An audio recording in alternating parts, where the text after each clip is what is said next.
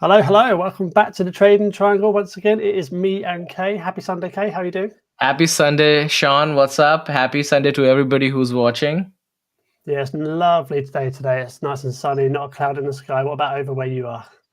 Well, we have it's a little bit cloudy here. It might rain, but we have a very good weather here. Today is almost 60 degrees Fahrenheit, so it's pretty warm, and I'm looking forward to the warmer weather in a couple of weeks. Yeah, we're ready and waiting for spring and summer, that's for sure. Your clocks have already changed. Our hasn't yet. Our clock's changing in a couple of weeks. So looking forward to that very much so for some brighter evenings for sure. Obviously, today we're just a couple of guys looking at the charts. So it's not financial advice, we're just doing it for a little bit of fun, of course. So yeah, it's not financial advice. Obviously, thank you very much for Wolf for letting us use the platform. We really, really appreciate it.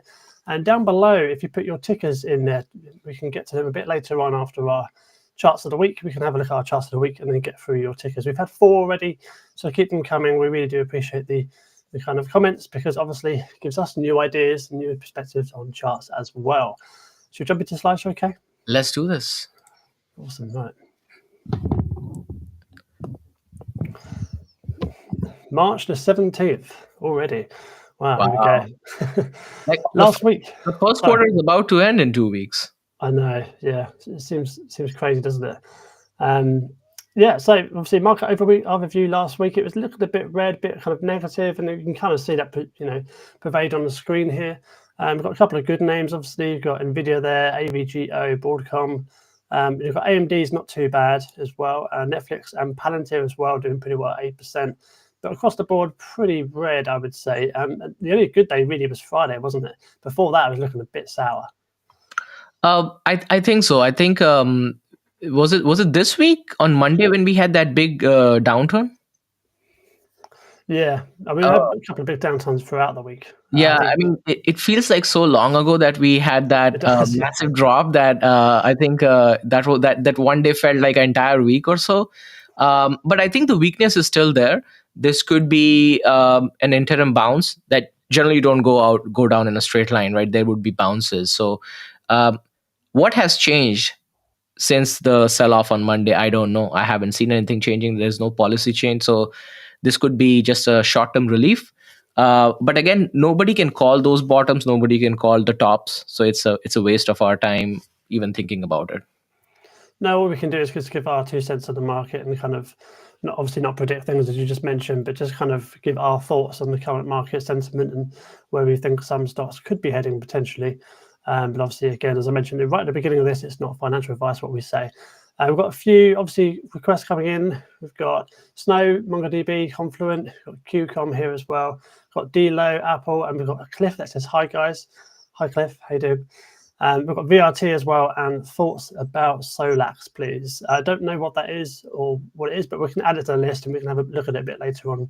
Exactly. What do you think, Kay? Yeah, absolutely. Let's awesome. Right. Keep it rolling. Exactly. Let's move on to the Fear and Greed Index and a couple of news points we have here. Do you want to talk about the news points before we jump into the Fear and Greed? Yeah, I think so. Next week, we have a couple of important events that are happening. One is the retail sales numbers are going to come out. So if you were following the news this past week, the consumer confidence was down. I did post it on my Twitter feed. So it will be very interesting to see how the retail sales are shaping up. I did not know, I was not tracking this news, but apparently there was some kind of a boycott of not Tesla, but Target and Walmart because of the DEI issues. So they saw a real drop in the foot traffic, at least in their stores.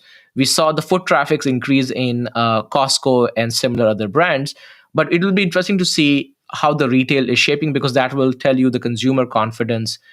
Next up is the NVIDIA GTC event. This is their annual, I think it's annual, but the key is NVIDIA could trigger the turnaround, or we could see further downside. But I'm hoping more on the hopeful side that this could be a turnaround from NVIDIA, depending upon what they launch, or at least what they tell us what's going on. Among the Max 7, I think NVIDIA is probably sitting at the most comfortable place compared to the other Max 7s. And then, of course, the interest rate decision, I don't see anything changing, but we might get to hear some kind of a commentary around that front. Yeah, it's going to be plenty of commentary. We've got the summary of economic projections coming out at the same time as well. So that's kind of the report around kind of what Fed speakers and stuff. So Sean, one of the comments we got, will this be available to watch later? Yeah, I was going absolutely. to bring that up. Yeah, so it's available on the YouTube channel. You can search for the Trading Triangle on the YouTube channel, which will be available obviously now and obviously post-recording as well. I think you can access it on X also. It will be on our channels and obviously Wolf channel as well, which again, we appreciate it. We see you as well. Click ticker, thoughts about Barber. We'll get to that a bit later on, of course. But yeah, the Free and Greed, moving over to that one, we've got 21 at the moment. Obviously, last weekend we were sitting at 14, which is a lot lower. It's kind of been floating around this sort of area for a few weeks now. Obviously, going as low as 14, maybe even lower on a particular day. But still with extreme fear, even with that really nice day on Friday, which we'll get to in a minute on the charts, of course. But yeah, I mean, are you feeling fearful at the moment, or are you just kind of sitting back and letting it happen? No, I think as an investor or even a trader, I think you just take it as a day by day. I mean, when the fear is good, so this is the general concept that when it's an extreme fear, you should be greedy and buy more. I don't think that's the right approach. I think it depends, because you could also stay in the extreme fear for a much longer time, and the stocks could go down even further. So I think the answer is more nuanced than just buy and load the boat. Those are typical terminologies thrown around the FinTwit and YouTubers by them. So I don't really believe it. However, the put to call ratio actually went up. We were 0.81. Now we are 0.83. So those are the little nuances that you have to also keep in mind. So there are still more puts being opened as opposed to calls. I think it's about observations, isn't it? If you get down into the extreme fear, even fear, just be a bit more observant with your potential stock investments or even trades as well. I definitely turn more towards my investing hat when I get down into the kind of extreme fear, just because it makes more sense for the longer term. But again, I don't buy everything, so it's okay. You see the last comment? That's a funny comment. Say it with me. Sunday sell-off. I hope not. That's why we have the Sundays our markets are closed. Imagine if it was open all 7 days. Yeah, well, next September it's going to be 24/5. Is that right? All day, every day, apart from Saturday, Sunday, which is crazy. It'd be interesting to see how the volatility spreads across the day, like different time zones. Which will be, I think that'll be really interesting. Anyway, we're getting a bit off track here. We'll move on to the next slide, which is the earnings. There's a few on here that I know that you'll probably like. For me personally, it's going to be Xpeng and obviously Neo up here. Follow Neo quite closely on the channel. Or should I say the profile? And there was another one I was looking at as well, but I can't remember what it was. So I'll let you take over. Pinduoduo is the other one. For me personally, the most important among these are Nike.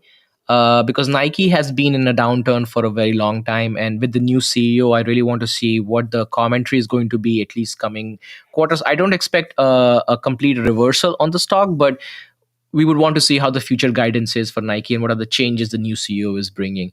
We could see a turnaround on the stock, just like we saw for Starbucks. So that is what I'm hoping for, and that's what I'll be tracking. Awesome. Yeah. So apart from that, not a huge amount going on, is there, in terms of? I mean, there's Micron also. It's there, but my main focus will be Nike. Coming towards the end of the season now, which is interesting because we've only got probably a month between the next one starting. So that's always fun. Awesome. We'll jump into the first chart of the day then, which is SPY. And I've kind of zoomed out here on the weekly chart just to get a bit of perspective of where we are. Obviously, it feels a bit painful and people kind of, I don't want to say suffering, but there's lots of commentary around on X about people getting a bit worried perhaps around the kind of market, etc. But all you have to do is really kind of zoom out. And this is just the last 2 years of trading from basically this point down here to obviously where we are now. We've been on a bull run for just over 2 years now. So it's incredible to see that. And it's kind of normal to get this kind of normal correction. And maybe we do get a bounce here, maybe we don't. But it's just, I just want to give that kind of perspective of just zoom out sometimes and just take it all in. It's not actually that bad, so just be aware of that. I'll stop rambling now. Your thoughts on SPY? So one thing I think this week is going to be especially more volatile because I just looked up, it's a quad witching week. So which means that all the option contracts are going to expire on 3/21. So it doesn't necessarily mean the stock is going to go down or the ETF is going to go down. It just means that there's going to be a lot more trading activity. So keep that in mind if you are actively trading this week. And I think from a broader perspective at this point in time, on the SPY, are we down to 200 or what? Let me see. The SPY to 200. No, right? We're at 562. Yeah, we are below 200. So that's great. You mean the daily? Yeah, on the daily, yes. On the daily, yes. I meant 200 as in the actual dollar amount. No, so on the daily we are below the 200-day SMA. So from a SPY standpoint, generally you would be adding to your long-term portfolio, and that's what exactly I'm doing. At least, buy the good quality companies on these major moving averages. That's the only thing you need to do, honestly, in these markets. Yeah, exactly. So to keep an eye out for the Mag 7, of course. We've got Cliff here. We will never tell people to buy stuff, so you can go ahead and stop commenting about it, because we won't be telling people.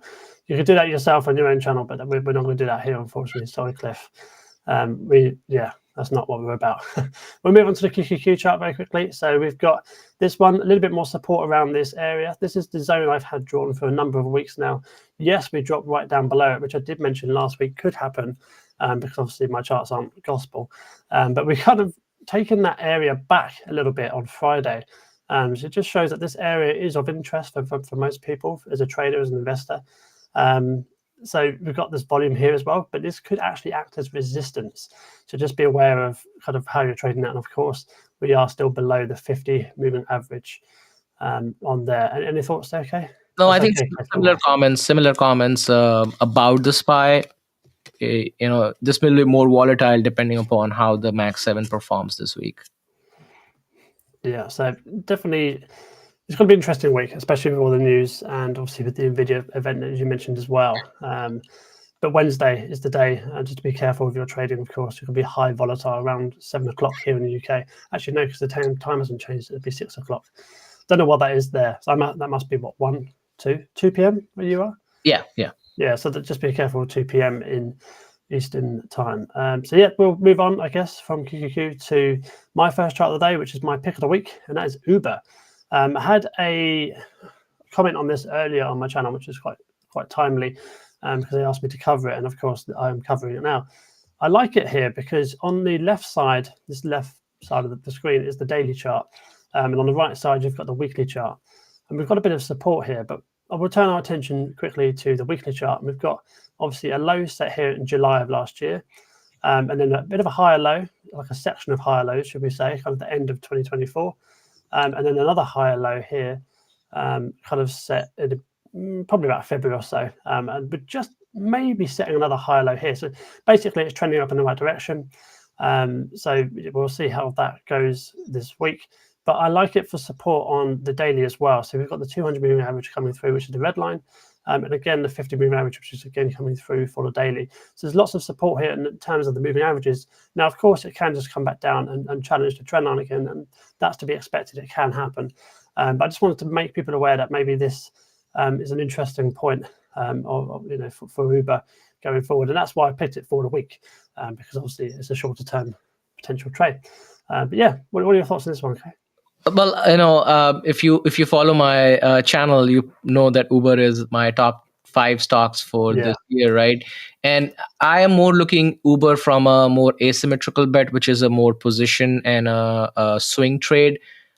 So definitely, I mean, I'm in favor of Uber, honestly, considering it's way below its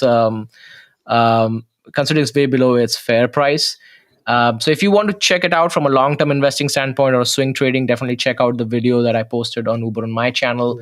But I like Uber, honestly. For short-term, I'm still running a wheel strategy on Uber on a weekly basis. So basically getting in on Monday, trying to get out of the stock the next following week as well. So I think it would be good if you can put that video link in on your channel, on your X channel, and just post it as a tweet, and then people watching now can go straight to your profile and click on, have a look at it, or save it for later or whatever. But yeah, I think Uber looks good for future. I mean, just general future. It's the conglomerate of a kind of takeaway driving, whatever you call it, ride sharing. That's the one I was trying to get rid of. Yeah, ride sharing. It's the king. It's like Netflix of streaming, isn't it? So it is, and I remember, like, at least it was 2 weeks back before the whole Elon Musk drama started. I think Uber did mention, the CEO did mention that they did go to Tesla for a collaboration which they were not interested in. So we'll see how the robotaxi event plays out for Tesla. But I think Uber is not going out of business anytime soon. No, I agree. Right. That's it for me for this week. You can find me on X at ShaunTrays_, and obviously on YouTube as well, where I'm posting some content every couple of weeks now, if not once a month, kind of around finance and obviously trading as well. And of course, I've got the trading room here as well, which is my trading community, which you can go ahead and have a look at. The link will be kind of on the X, as you can see on the screen there. It's the first thing you see, so you can't miss it. But yeah, with that, we'll turn you over to Kay's pick of the week. What you got, Kay? Well, as you probably guess, it is NVIDIA for this week. And for a short-term trade, I think there are two main points here. Number one is we are 6% away from the SMA, 200-day SMA, which could act as a resistance. However, if that breaks, we could see a short-term bounce or short-term rally. How long that rally will last, I think that depends on many things. One, what Jensen Huang says in the event, and if there is any broader good news on the market from the administration. So those things could play. But for a short-term trade, if you're looking for day trading, this could present an opportunity. I am personally, I'm tracking this trade on a very close basis because I probably will. If it gets rejected, I might play for a call credit spread, which would be basically saying this is where the maximum the price will go. I do think the downtrend line, we could see a rejection from there as well, even if it breaks through the 200-day SMA. Yeah, but there's still, for day trading, you can still make some substantial gain. 6% is pretty good if you want to do a day trade on this one. Yeah, I mean, I'm just trying to look for gaps. It just isn't any, is there, really? I don't know if that is a tiny one here. Just to see if it would kind of retrace back down here before it makes another higher. But I'd like to see another higher low for sure, maybe somewhere around 116, 114 before it makes another move higher. Yeah, so I think Jensen Huang speaks on Tuesday. So you could see that playing on the day off or while he's speaking. Yeah. But also keep in mind, a lot of times these events is always buy the rumor, sell the news. So you could see a rally up to when he's speaking, while he's speaking, and then once he is done, you might see a sell-off, right? That these events are hard to predict. What he's going to tell us from what he has already told us, he could throw us some more tidbits of information that was after the earnings report, right? Which came out, couple weeks ago? Like February something, right? Mid-February, the report was there. Yeah. So it's been about a month, 4 weeks. So things might have changed. We might hear something. We might hear some agentic AI stuff from Jensen Huang. So lot to look forward to. And I think among the Max 7, I'm still more bullish on NVIDIA as opposed to any other Max 7. And we'll touch upon Apple. I'll give my more theory on Apple. But I think NVIDIA is probably in a better position, in my opinion. Yeah, I mean, it's certainly got work to do, but I think all eyes on Tuesday, as you mentioned, to see what kind of comes out of that conference. And the kind of price action around that would be very interesting. As you mentioned, obviously, during the kind of conference, it'll be very volatile, but after that, it'll be interesting to see how the market kind of reacts to their future quarters, potentially. But for me, I'd like to get it back above the trend line. Yeah. That to me would be very bullish. If you're to play, potentially a position from the trend line to obviously all-time highs, that would be really cool. Probably about 15%, I think, off the top of my head. And the RSI is looking pretty good around 50, so no reason why that can't do. You can't see that because we're in the way. We just drop out, so you can see that around 50 there on the chart. But yeah, it's definitely one to watch for sure. It'd be interesting to see which one does better this week, NVIDIA or Uber. We'll see. Maybe we should start doing the competition. Maybe we should. Yeah. Okay, well, we'll start it this week. We'll see which one gains or loses the most, shall we say. Sounds good. Awesome. So where can we find you, okay? You can find me on X, where I do try to post on a daily basis, sometimes multiple times throughout the day. Twitter, X Twitter, right? YouTube is my channel where I post on a regular basis, so definitely follow me there. I do have some videos planned out. I just haven't gotten around it. So more to come in the coming weeks or so. And then I do a summary of most of the trades that I do on the Substack. So if you like the written version, follow me there. Sweet. We'll start getting into the charts in a second, but make sure you put your ticker requests in the comments. We'd be happy to go through some of the tickers. We've got quite a few already. But we'll probably run time for about 45 to an hour, something like that. We'll see how it goes, see how many requests we get. I will just pull out of this so I can get the charts ready. Lots of nice looking charts at the moment, actually, I must admit. I've been looking through this weekend. Maybe I'll do a separate session for that at some point during the week, but we are looking pretty good. I will eventually find out how to get it. There we go. We got it. Anyway. Is that a weekly or what? This one's a weekly, yeah. I mean, I'll switch to a daily. This is SPY though. Which one's first? Microsoft is the first one. Microsoft. I'll also see if there's any news around Microsoft. We'll see. So it looks like it's dipped into my zone this week. So we've got, what's that, 5 days of trading? Yeah, so on Monday, we dipped down into the zone, which we've got there just below 382. Kind of traded around that area for the whole week, and we just popped out of it on Friday. But we do have an immediate, of course, trend line. We'll draw that on the screen for you now. And then we'll just spread that out so you can see it a bit closer. That is the kind of the trend line to break. If we do break that, then obviously we probably see a return to the 50 and the 20-moving average over given time, of course. But for me, it's the gap fill, which looks quite appealing here at 440. I don't know about UK. What are your thoughts on Microsoft? Well, the first thought that comes to my mind is that we had a nice bounce of the 376, which it was your previous resistance going back to 2023. So that was definitely positive. Considering the stock is down all its SMAs, substantially, it presents good opportunity to start to nibbling in, dollar cost average to your long-term position in Microsoft if you have one. From a trading perspective, I don't know if I want to run any options because, first of all, Microsoft doesn't provide that good of IV. So the premium is not as good as some of the other Max 7s. I generally prefer Meta over Microsoft for running wheel strategy because there's a lot more premium over there. But I think from a long-term perspective, I really like, adding Microsoft considering it's below the 200-day SMA. And if we even add the 300 SMA, which generally people don't use it, we can probably see if it's below 300. Let me just check. I do like Microsoft. I've been adding it for the last couple of weeks, even like these kind of areas, just for long-term position, not as a trade.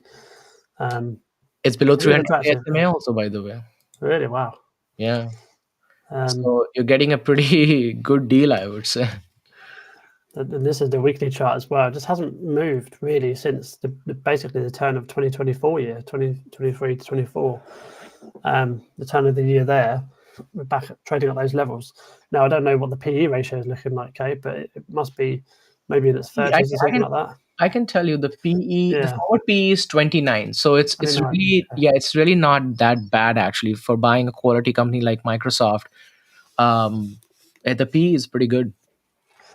It's interesting. I like this zone here. Obviously, if it does continue to come down the zone, I'll just continue buying for just investing standpoint for me personally.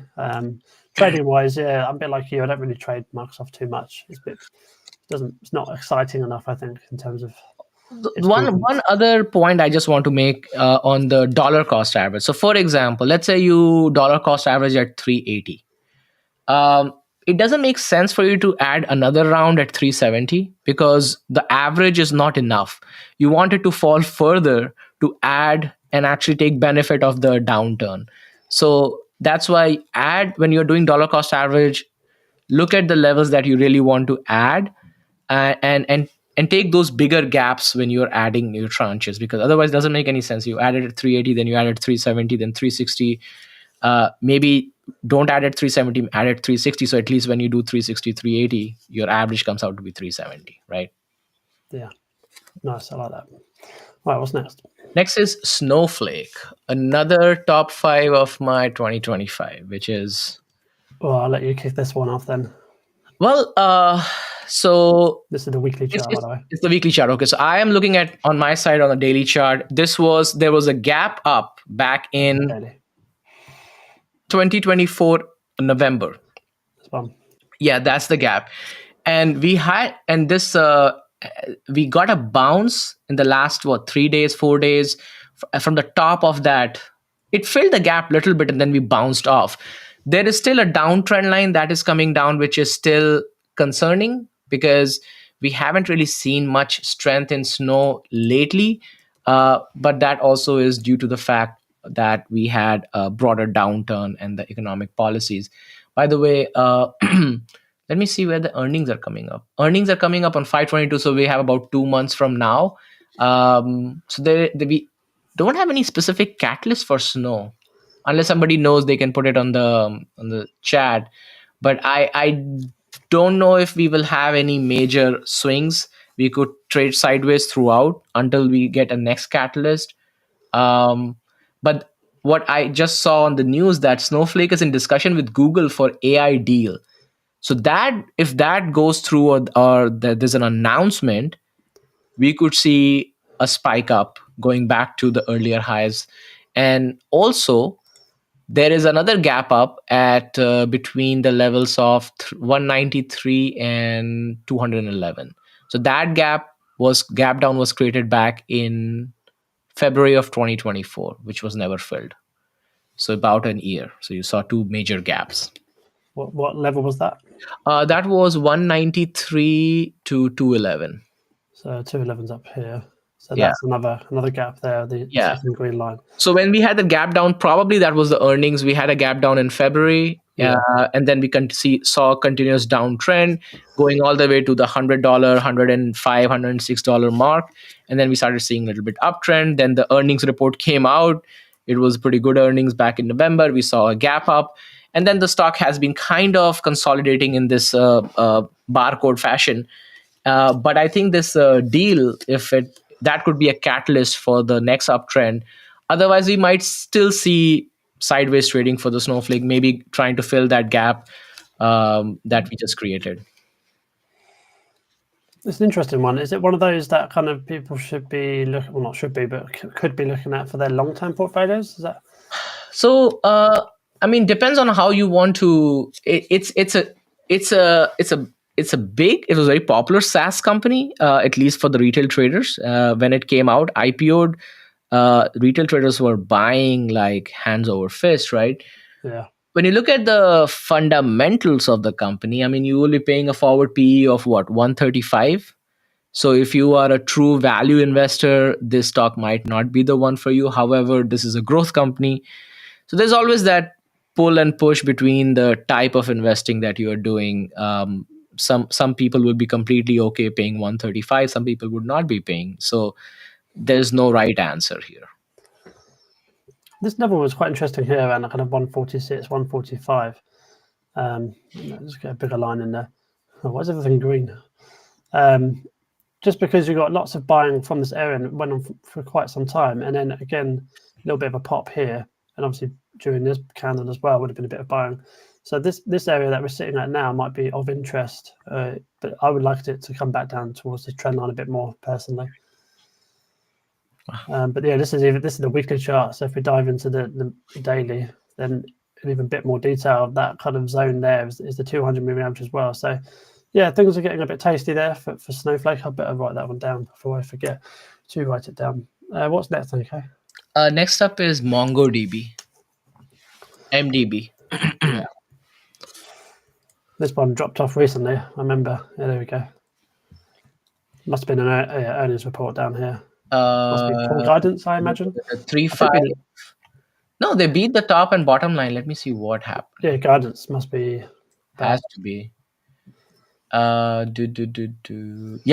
exactly. You're absolutely right. MongoDB's outlook weakens as non-Atlas revenue slows. So I don't follow MDB that closely. So maybe if somebody knows what Atlas is, maybe it's the product name. But yeah, I mean, that was a pretty nasty drop, I would say. So we've got a bit of a level here. Obviously, price action kind of bounced around 141 before, back in end of 2022. We're heading down towards that area at the bottom of the channel, should we say? And then obviously that line as well potentially might play out as a bit of a channel. But I don't really trade until it comes out of the channel. Lots of people like to trade within the ranges. More so horizontal ranges than actual kind of up and down ranges. Especially you, of course, you trade ranges as well, horizontal ranges. Yeah. But this is probably a silly question, but you don't trade ranges that kind of go down or go up, do you? You just trade No. ranges I between. generally prefer horizontal range rather than, because for wheel strategy that makes a lot more sense, because what you are trying to in wheel strategy, you are basically banking on the premium that you are getting, not on the capital appreciation. So if it's in this kind of if in this range, basically I'll be at a loss running a wheel strategy. Yeah, no, of course. That's actually a 23% fall from where it is now down to that line that I've suggested, which is crazy, actually, considering the moves it's already made. And I don't know, maybe folks can put their comments. What do you all think based on how things are progressing? When I came to 2025 in the beginning, I was a little bit more bullish on the SaaS industry, because we are just coming off from a big high on the administration is changing. It will be very pro business. However, how things have turned out, seems like, I don't have any proof, I haven't seen any data yet, that the sentiments on the SaaS companies are slowly shifting, and it's looking a little bit more bearish, because in general all other industries are also looking bearish because of all the tariff war and all the uncertainty that's happening. But would love to know what everybody else thinks on the comments, if they have any. Yeah, it'd be interesting to see what people think. Yeah, should we move on from MongoDB? Yeah, next is also on the similar side, Confluent, CFLT.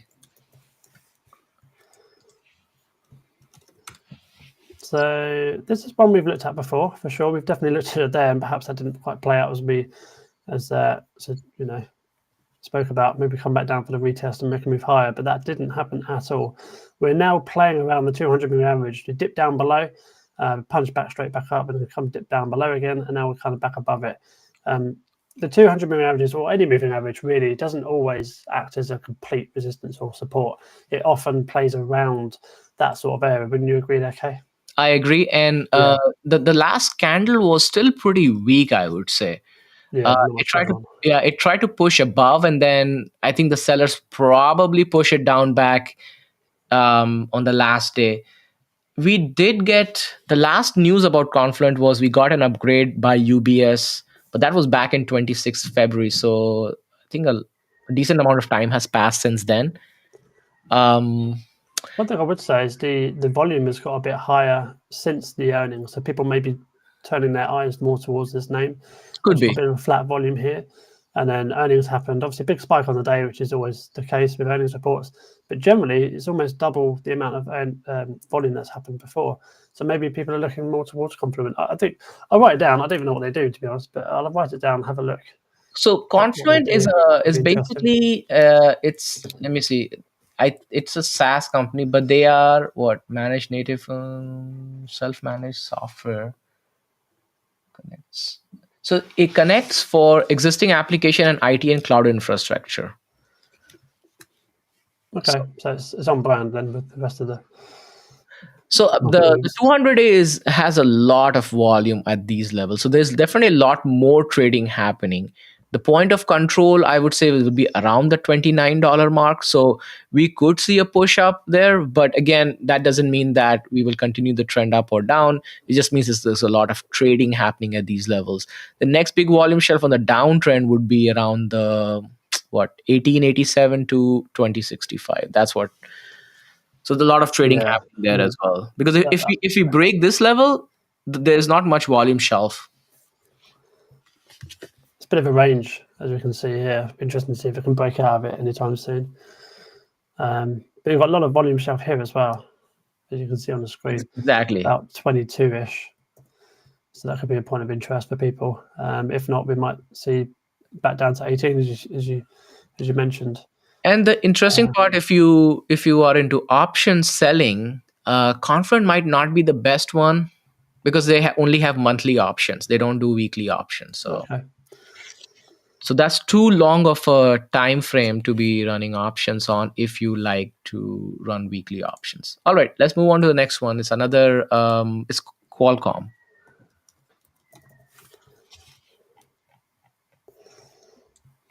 Qualcomm is in a beautiful sideways range between 151 and 174. That's Yeah, it's been there for since July of last year. exactly. So very, very ideal. And from a volume shelf, like the amount of volume we have in this range is crazy. It's like all the bars, like generally when you draw the volume bars, when you see the volume bars, you'll see a very big bar, you'll see a smaller ball, and then very small bars, and then maybe a big bar.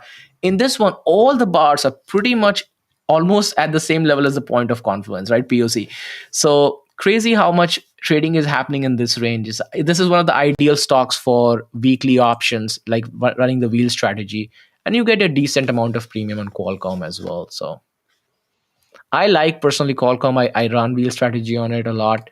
So maybe I'm biased on this one, but we are having a nice bounce of 151 continuously for a long time, honestly.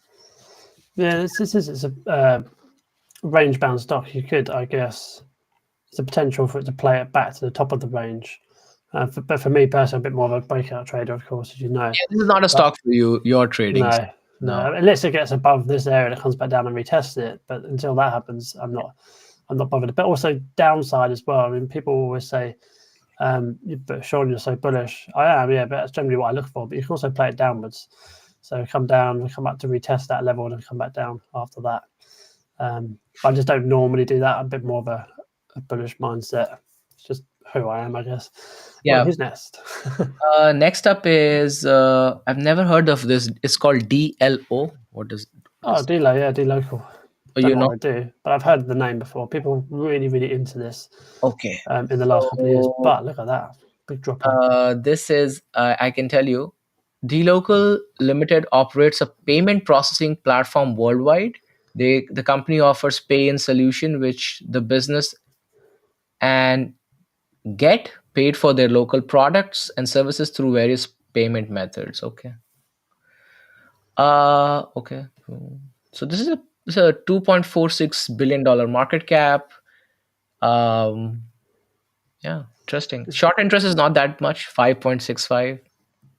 It's been on a decline for a number of years now. And Wall Street has a hold rating, by the way. They missed their last top line and bottom line. For the next earnings, they have, I guess, four analysts are covering, three have a downward revision. They have a habit of missing their top line, bottom line multiple times. So that's that. On the financials, let's take a look quickly. Interesting to see what people like, why they like this stock. So net income is, they have about 20, the net income is erratic. It's not like going up or going down. It's erratic. Some months, some quarters they do well, some quarters they don't do well. Let's look at their cash flow. I'll bring it up on the visuals that I've got. Okay. And the cash flow is very bad. I mean, they're in negative territory. So they went into a loss of 124 million. Wow. Yeah, wow, that's not good, is it? You can see that represented on the screen there. Big cash flow negative. I mean, everything else is not doing too badly. I mean, net revenue retention is not great either. That's probably why the overall decline might be happening. Net income, like you said, was a bit erratic, of course. But they're doing well on revenue, but the operating expenses unfortunately increasing, which doesn't balance out. What you want to see is revenue going up with operating expenses either going flat or down. Very, very hard to do, but it is possible. Yeah. Yeah, I mean, yeah, I'll go back to the chart then. I'll get rid of that. Not much happening on the chart, to be honest. It's below all the moving averages. It's below lots of major supports and resistances. We are just about coming to this most recent support, but it's a big no-go for me. It's not really much going on. I mean, you've got a big gap here, of course, but we've just looked at the fundamentals and we don't like them. At least I didn't like them. I imagine you didn't like them either. No, absolutely. Yeah. So that from getting from 860 to 1360 seems like a very hard objective for this stock at the moment. And the question I think you should ask yourself, I mean, unless you are day trading this, like you're looking at 1 minute chart, 5 minute chart to really buy and sell on the day off, what is the unique proposition point for this particular brand or company? I don't know, honestly, and I'm not. I haven't done my research to have an educated response, but doesn't look that doing anything special here. They have a payment processing system, pretty much, but could be wrong. Yeah. Awesome. Okay, next up is my favorite company, Apple. Oh my god. Have your way with us. Oh my god. Well, honestly, man, I really want Apple to come down to the 170 range because in April of last year, they had that gap up and the stock just continued running up. So that gap has never been filled. Now, it doesn't mean it will come down, but I don't see any reason for why we are paying so much premium to Apple. And let me get so Dan Ives and all the other bullish analysts who were pumping Apple last year in what August, September. Apple Intelligence will come out, that will push the cycle out, the super cycle for upgrade of iPhone. So apparently that is getting delayed, and we are hearing, at least on the news, that it might even get delayed for 2027. So if there are no unique features for Apple Intelligence, why would an Apple iPhone user upgrade unless out of necessity, right? So there is no feature specifically that will push people to upgrade their phone. Now, iPhone still accounts for the most revenue on Apple. So I'm not against Apple. I'm just saying I don't see why I need to pay a premium price to own Apple when the growth is stunting.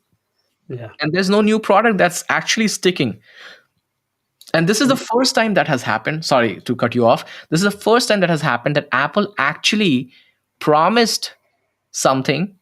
Generally, they're always late to the game for every feature, which is fine. That is how we know Apple. But when they come out with the feature, they always stick. This is the first time, and they have accepted it as well, that they said they promoted Apple Intelligence, but they were not ready for it. So. No, you're just saying that there's no growth, so why would I invest? Yeah, why would you want to pay 213 for Apple today when there is no super cycle coming in anytime soon? Exactly. No innovation, nothing at the moment. Yeah. By the way, don't get me wrong. Apple is my biggest position, but that doesn't mean that I'm in a cult or Apple cult, right? It is what it is. This area here of 198, though, is a very appealing area for, I think investors, obviously, definitely, but traders as well, mainly, maybe.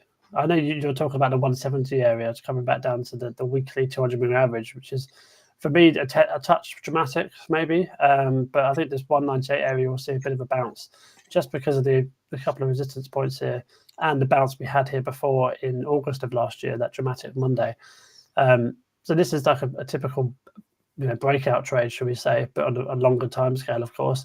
So I do think we'll get a little bit of support here at 198 if we were to come down there. But that's not that far away, really, in terms of percentage-wise. So if we keep dropping down there, it's only 7% away. Yeah. And considering where we've come from, I mean, we've come from highs of about 260, and that's a 17% drop. So we've had a big move already. And Apple could still go down while the market is going up, right? Because sometimes the stocks do get impacted because of the broader market, but the fundamentals are weakening for Apple, right? You can even hear Gene Munster, who's one of the biggest proponent of Apple, right?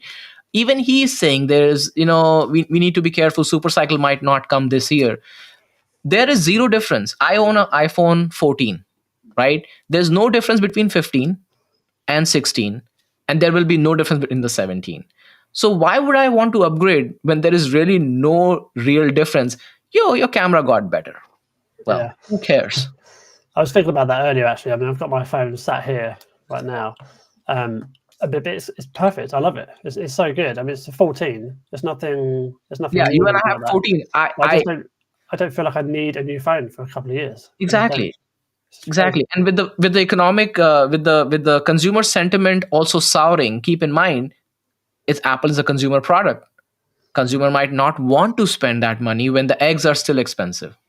Yeah. Just saying. But the eggs prices have gone back down now, haven't they? So no, that is all. There is no egg prices have come down. You can still go and you still see at least on the eggs. I know that the whole BS is happening on the the media and Twitter. Go to the market. At least in my area, it has not come down. So if it has come down in your area, good luck. Have fun. Enjoy the egg. But yeah, I think you're a bit sour on the situation. Where should we move to next? I think it was a good discussion on Apple. Next is VRT. VRT. Okay. I think we've covered this one before. I think so. Yeah, it has come up a couple times. It seems to have sold off quite nicely. I still don't. Well, I can't remember what they do. I probably did know at one point, of course. Let me tell you. But So they design, manufacture, and services critical digital infrastructure technologies and lifecycle services for data centers, communication network, and commercial and industrial environment in US, Asia Pacific, Europe, and Middle East and Africa. Well, basically the world. The company offers AC and DC power management products, switchgears, and busbar products, and many other products. So basically data center related equipment. Okay, so we've had a bit of a run up, obviously since the early parts of 2023, where it was $14, all the way up to $150, which is about a 10x, and then come back down to 87. So maybe a bit of a kind of a reality check, maybe for the stock. It'd be interesting to see if it gets a bit of support around here. Now, this is the weekly chart, so it's a bit more dramatic.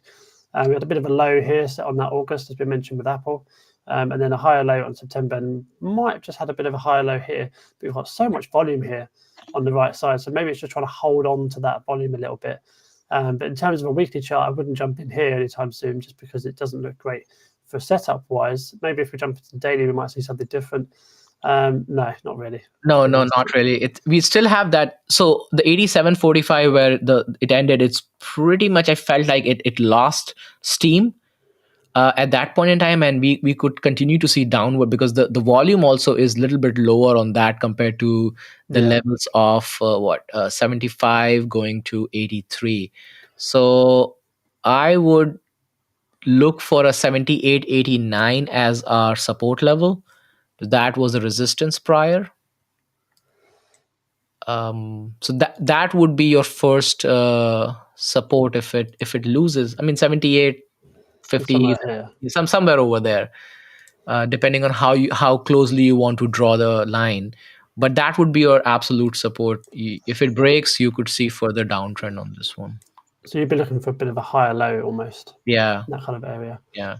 But it's still in a downtrend. I don't see unless the person who asked for this, unless they have some kind of a catalyst coming on, they did declare a dividend. So it's a dividend. They did pay a dividend, yeah. So from a short term, I would look at the 78.67 holding. As long as it holds and we see a reversal, we could probably get into I think probably you could do a call credit on this one also. There's a few gaps above as well. You've got 120 and 145. So there's a couple of gaps to aim for if we do get that kind of turnaround, that reversal confirmation for Vertiv. Yeah, and actually 95.42 around that area is also a lot of touch points. So that could act as the previous resistance could act as a resistance again. And 78.67. So this could be a nice range actually to trade from the bottom of the range to the top of the range. I could see possibly eyeing this one up. Yeah, definitely looks. Let me just highlight this one on my end. Also, what's next then? So just on that one, the IV is also pretty high, so you are definitely getting a pretty good premium on it. So for, let's say, if you're selling an option on this one for 87 at the money, you'll be getting paid about $3.35. So that's a pretty high premium for a stock at this level. So definitely I'm putting it on a watch list, VRT. Next is in your wheelhouse, Baba. Yeah, it's been going well recently. It's been a bit flat the last few weeks, which is nice to see because it's a bit more of a consolidation. But a huge run up at the beginning of the year, from about $80 all the way up to kind of 140, 130 area.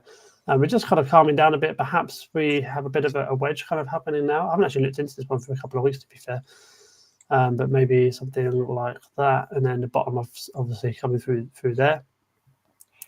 So maybe setting up for another bit of a run. But I'm quite happy for this one just to keep trading flat for a little while, keep consolidating, bring up the moving averages a little bit. And then maybe we can make that move, which a lot of people have been talking about, of that 175 up here in the top right corner, which you can't see because there's things in the way. But yeah, 175 you can see just below the triangle. Yeah. That's kind of the next stage, I believe, for me at least, for Barber. I like it. I mean, would I get in here now? I'm not so sure, especially after a run up. But there's no reason why you can't get in it, and then perhaps keep a nice tight stop loss. So you don't, you get to protect your account in that sense.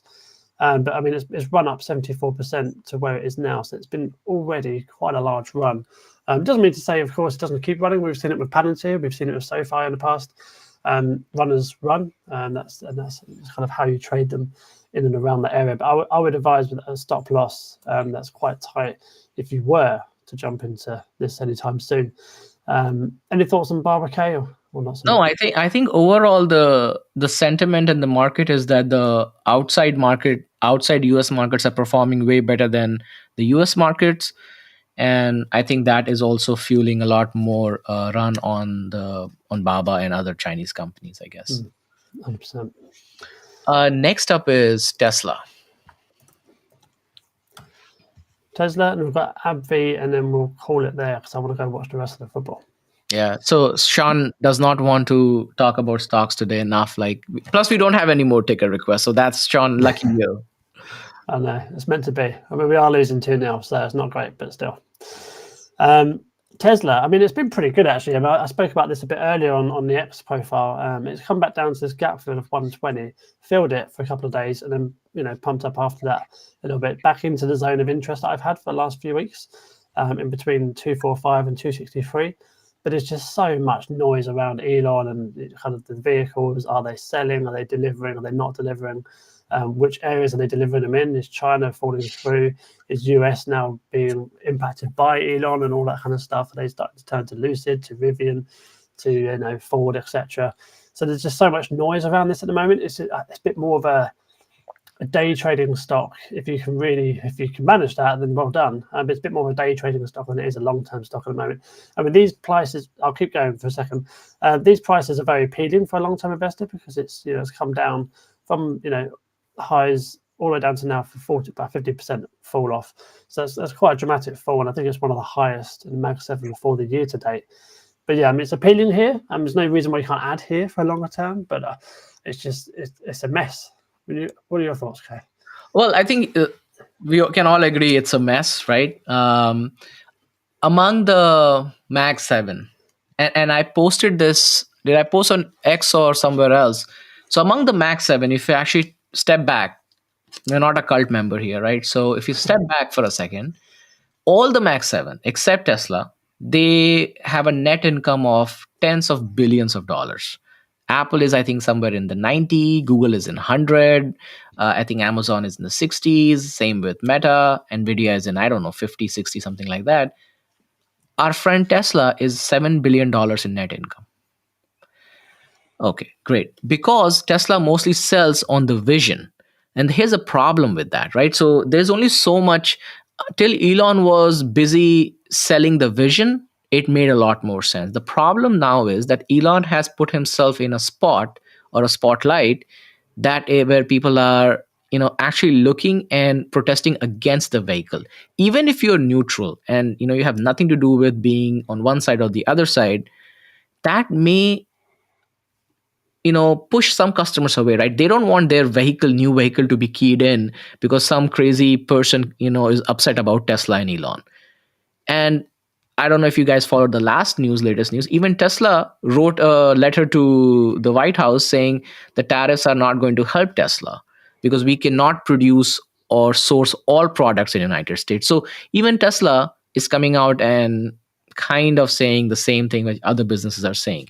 So right now, I mean, honestly, we did have a bounce. It doesn't look very promising bounce. Like pretty much when we fell on Monday, we just returned that back on that day off, right? If you go back to the daily, right? So I would say 200 is a psychological level for me personally. So we could see, so you saw the bar, the down bar on Monday, right? We pretty much did pretty much made the same amount. So if you were trading on a daily basis, you probably would have made a lot of money.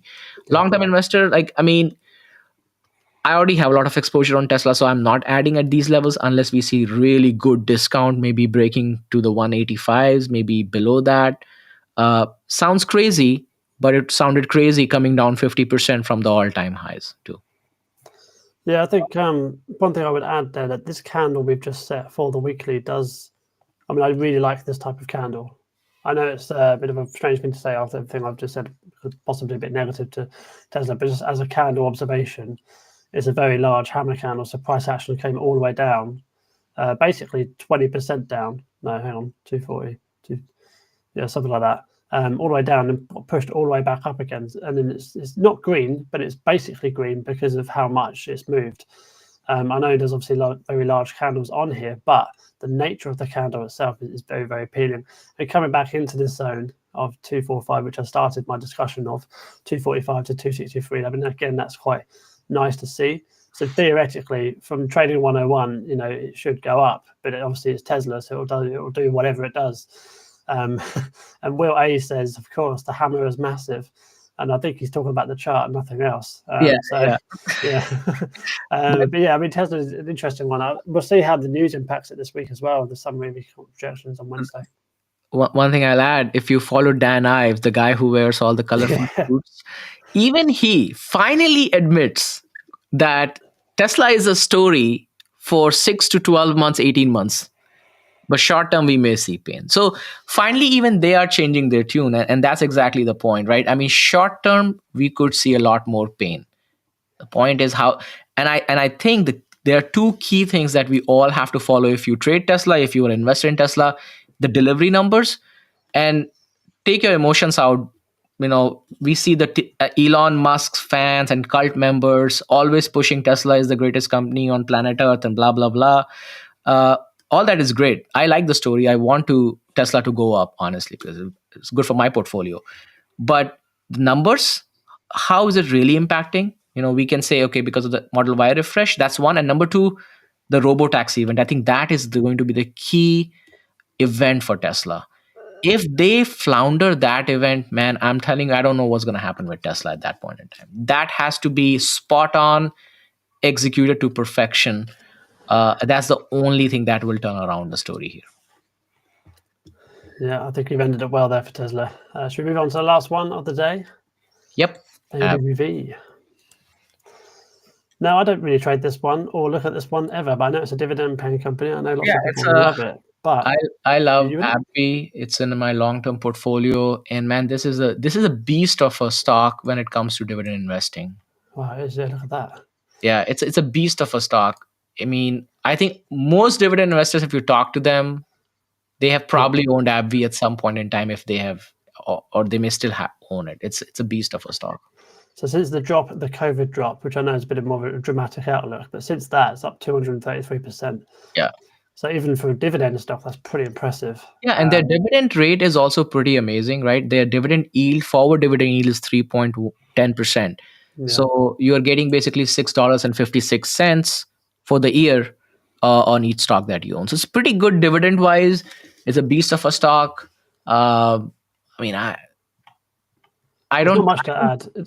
I don't run wheel strat. I don't trade dividend stocks that much because they don't have a good liquidity.